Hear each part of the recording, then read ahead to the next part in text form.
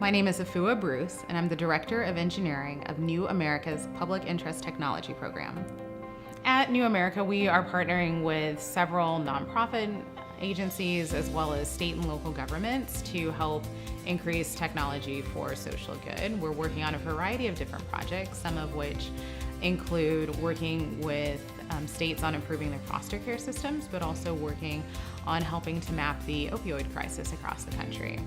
The opioid mapping project is one we recently launched and I'm super proud of.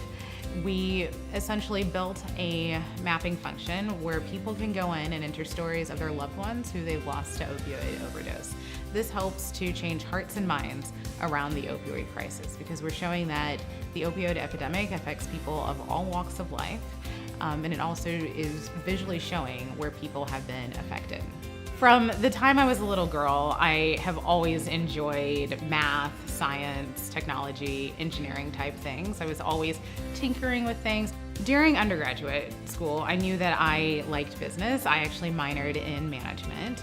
I went to work at IBM as a software engineer. I was there for a few years, and I started to get into project management and team management in very small cases, but I found that I really enjoyed the work.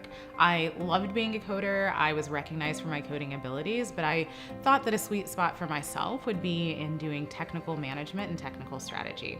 I then decided to apply to business school. I went to the Ross School of Business at the University of Michigan and graduated with my MBA. Fully intended on going back to IBM to do technical strategy. But in my final year, the FBI sent me an email and I said no thank you. And they sent me another one and I said I'll decline in person. Said no thank you in person, but clearly after many more talks, I ended up being offered and accepting a position as a special advisor at the FBI. This is a program that the FBI has for graduates of top-tier business schools. You essentially come in as an internal consultant and are assigned to top executives at the FBI. I worked first in the FBI's criminal investigative division, but with my engineering background and interest in technical strategy, I quickly moved to the FBI Science and Technology branch. I got to work with the FBI's Operational Technology Division, which is where all the fun spy toys are built, with the FBI's Crime Lab and Explosives Analytics Center.